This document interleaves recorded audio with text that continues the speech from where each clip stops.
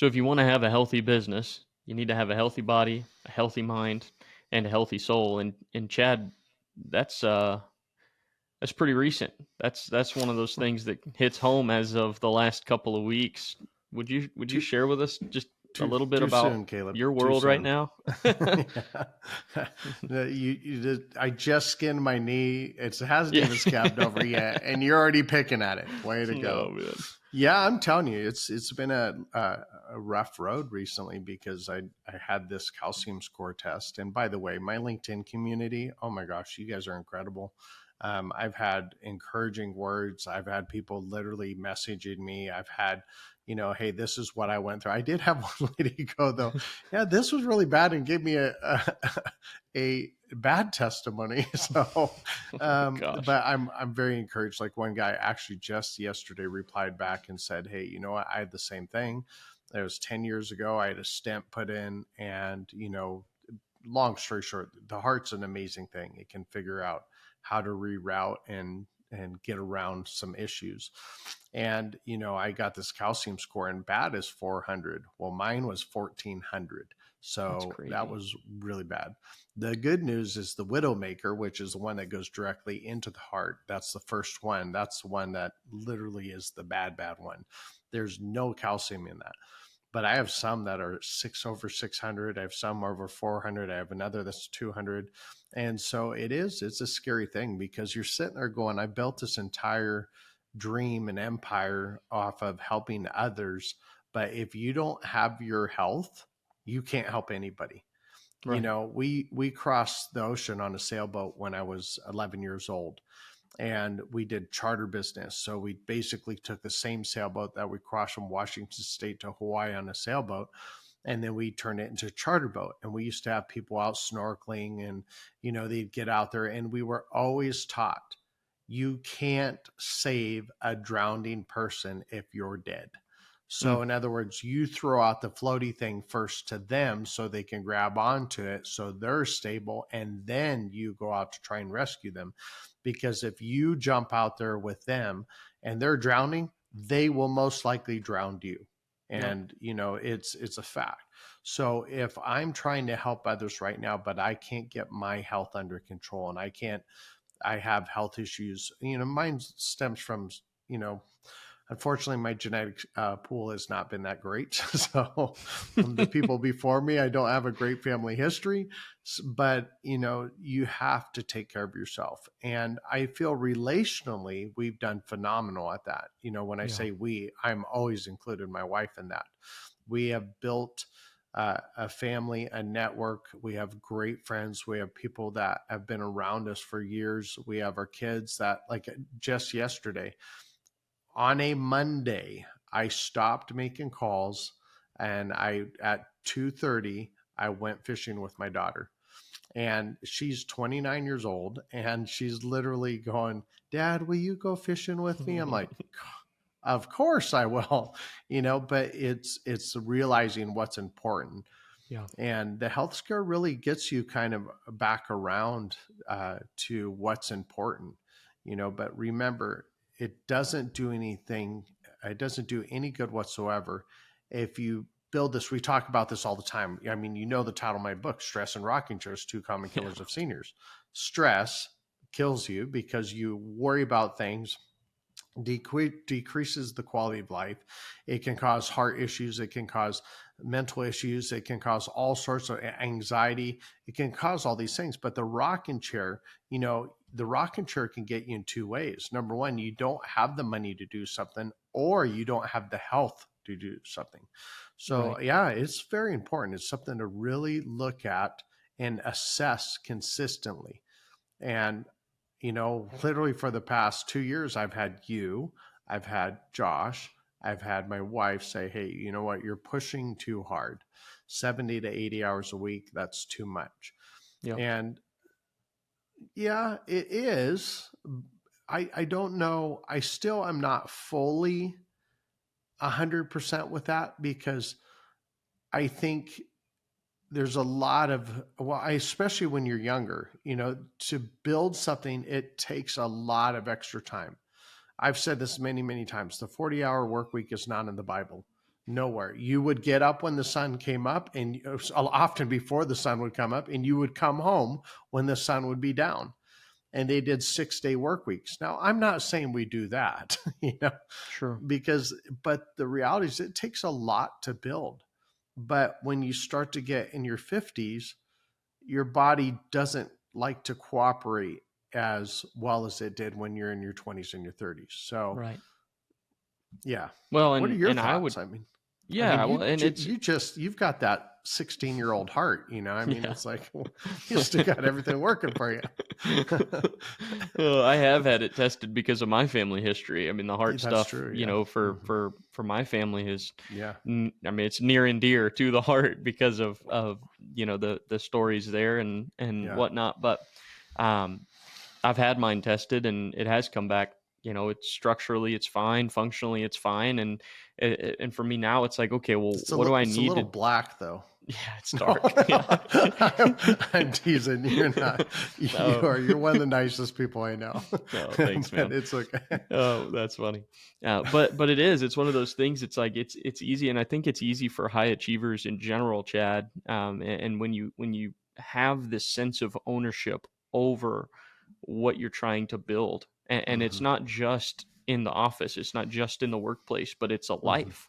Right. When Yep. you have this ownership and you're taking responsibility for the dreams that you have and the visions that you have and the generations to come after you, it can apply a pressure and a weight that is both motivating and also, if it's not managed the right way, can be detrimental. And so for me it's Hmm. like, well, I know the history that I've got, and right now everything's all good, and it's like I don't want to get to the point where I'm Chad's age, and because in my young years I chose to ignore being healthy, it comes back to get me later. And so it's like there are things I just think it's important for people to just prioritize it. It And it's is. been a while since we've done a podcast about anything related to this. I mean, everything has been so practical and product and Yeah. sales and all this stuff. And it's like, well, when you have a health scare, it hits close to home. It almost puts Hmm. the things in perspective. And it's like, this is as important to talk about as anything, quote unquote, practically. So For sure. what were you going to say? As I hear you talking, I'm reminded of the story in the Bible where this prophet comes up to David, the king, and says, tells the story of the little lamb. Do you remember that? Uh-uh. Basically, David, this is after he committed adultery with his best friend's wife and then has his best friend killed, Uriah. Yeah. So then the prophet goes to David and goes, there's a story of a little lamb, and this family had this little lamb and they loved it. They cared for it. They took care of it. And all of a sudden, this wealthy landowner that had tons of sheep basically came in and took that lamb and slaughtered it and ate it for himself and kept it. And David's like, and the prophet goes, do you not see who he's talking about? And David's like, no. And then I'm ad-libbing a lot.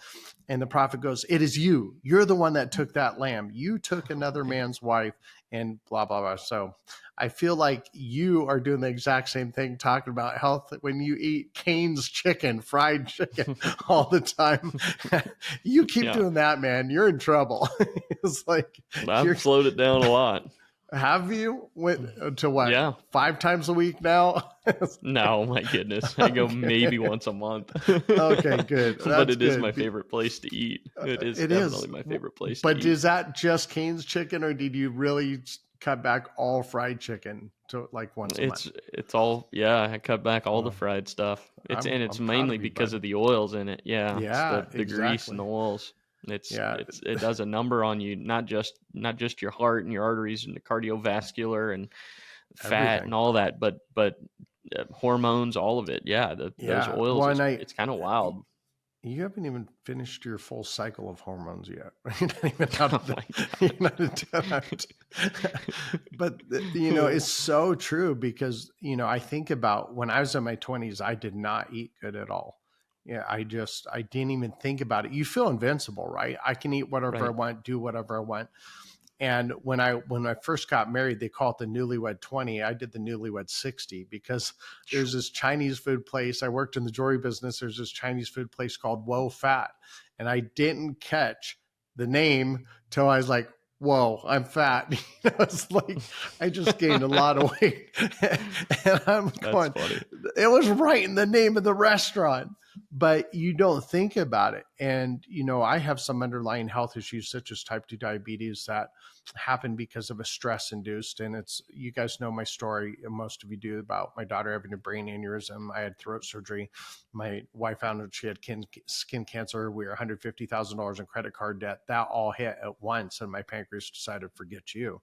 So I didn't have a lot of control of that. But from that point on, if I would have really started to take things serious and watch really carefully what I eat for the past 10 years, I consider myself very careful about what I eat. But now I Yeah. have to go even to a whole nother level. And so I think, and I even tell people this, that we're talking about the physical health, but I even tell my clients this. I say, hey, you know what? You have my cell phone number, but if I'm on a date with my wife, out with my family, in appointment, at church, or sleeping, I do not answer that phone. That's the relational health too that we got to make sure we're taking care of. Because, Yep. everybody knows someone who's gotten a divorce. And especially when you have a business, a lot of divorces will actually destroy everything you've built up in many areas. We're not just talking financial. I mean, forget the money in that situation. We're talking families, kids, the fact that when you got married, you had this covenant that you made and it got broken, and I'm not being condemning by any means. I mean, things, we all have done things that we're like going, God, that was stupid. Why didn't I fix that? Why didn't I catch that ahead of time? So my point is, if you're not relationally or physically capable of helping your clients, because remember, when we're helping someone with an annuity, when we're helping someone with retirement, it is a lifetime commitment. Like, this, I've said this, you found this out about 2 years after I was saying it, but if you ever get a call from Caleb, that means I'm dead, and Caleb's like, when were you going to tell me about Yeah. this, Yeah. but it's a No fact. kidding. I knew I had to have someone younger that if they needed help. And I also knew too that would help Caleb a lot too, because, we know that people do pass away. We know that brothers or sisters or family members or coworkers, they need help. And if I'm not around, I need to know I have someone there that is capable, more than capable of taking care of them. So I plan for that. But in my mind, in my heart, one of my mentors, he's mid 70s now, and he still takes calls from his clients. Now Yeah. his client pool is dropping dramatically because he's I now in his mid imagine. 70s. But which is also kind of a surreal kind of feeling when you realize your phone used to ring all the time and now it's ringing less and less because your client base is disappearing. So, Yep. It's crazy. but this is a great topic, Caleb, because it isn't, all the stuff we teach means nothing if you don't have good health and good relationships. It's true. And Chad, you and I, we can train on annuities and talk about that until we're blue in the face and we're experts in it. And I wouldn't sit here and say that we're going to give you some coaching on the next big health thing that you need to be implementing today, but it's more of a call to awareness. Yeah. Are you taking care of yourself in the season? And I think about too, even young guys, young women trying to build a business. It's like, it is a grind and it is hard work, but you've got to make sure you are still in the midst of that, prioritizing your physical health, your mental health, your Mm-hmm. soul, your relationships, Yeah. all those kinds of things. Because if you don't prioritize it in the building, then it's not going to be there when it's built. Someone I care dearly about came up with a term called eternal life insurance, and you guys know we're Christians, and I think about the eternal health as well. I'm building for eternity. I'm building for Yeah. other people's eternity. And the more I do right now, the more I help right now, the more ministries I can support, the more uh, charities we can help, the better it is for everybody. And we truly, my personal belief, and it says in the Bible, we don't know how many people we have influenced or impacted till we actually get to heaven. And so, there's another weight there, and there shouldn't be. I mean, I know we're not supposed to carry this weight. We're not designed to carry this weight. my wife and I were talking. We do this about every week. We just go, me and her, we go somewhere and we check out new cities and we look at, our surrounding areas. We play tourist all around us. And she goes, Yeah. it's interesting with the amount of bombardment we have between social media, the news, between stories all around the world. You think about 200 years ago, you didn't know what was going on in China and Russia, and you didn't know, information was, things were still happening. Bad things were still happening. But when you turn on the news or you look at social media, you get bombarded with all of this at once. And we're not designed and are not designed to handle that kind of information overload. Right. And so I think it's so important. I think one of the number one things that keeps us healthy is great relationships, of course. That's a huge thing. Watching what Yep. we eat, making sure we have time for quiet. In other words, just if you're married, getting out with your spouse, you're just literally going out, just you and them, going out and just enjoying stillness. Yep. And then, of course, taking your own time. Mine is fishing, mine's mountains, mine's water. If I can get around there and I can just sit there, whether I'm catching a fish or not, it's just the stillness that's really important to me. So you have to find out what is your area. Another thing I love doing is woodworking. I unfortunately where we are right now, we live in a neighborhood that bringing a chainsaw out would not be a good thing. But in our new house, we'll be able to do that. But it's what is your area where you can kind of just get away and be. And I Yeah. think the more you do that, Leilani and I love to travel. We're in a season where we know we're not going to be traveling much. We'll do short trips, but we're not doing any major long trips that we know of. But part of that is, that was our getaway. I'd work really hard and then we'd take a week or two to just go travel the world, 3 weeks to go travel the world. And that was my getaway. So I think once again, we have to look at what is your release. And Yep. some people would say it's shooting. Some people it's race cars. Some people it's quilting. Some people crochet. I mean, didn't you took up crocheting or something for a short time, didn't you? I was gonna be a part of a knitting club in high school. Knitting. There you Yeah, go.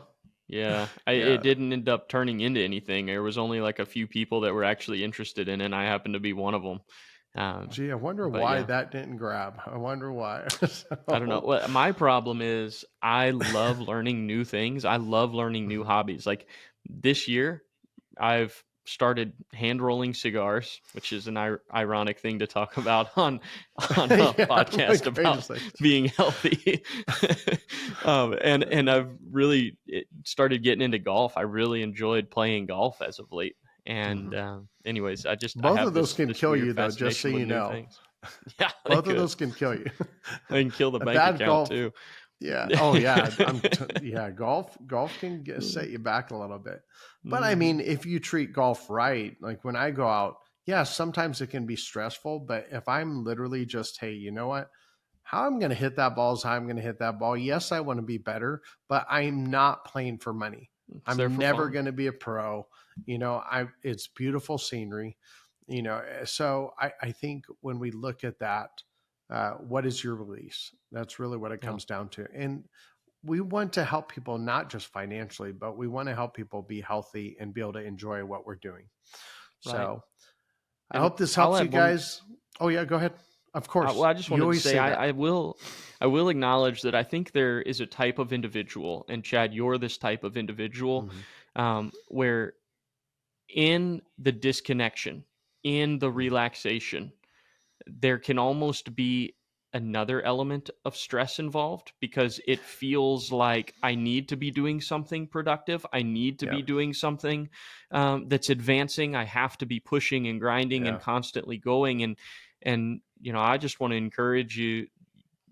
And Chad, I hope with everything that's transpired in the last couple Yeah. weeks that it's helped get to this place. But it's like you got to get to a point where you're okay with the uncomfortability of drawing back for Yeah. the sake of pushing forward in the right time at the right time for the right amount of time and in the right way. It's like Yeah. you've got to be okay with filling up the car.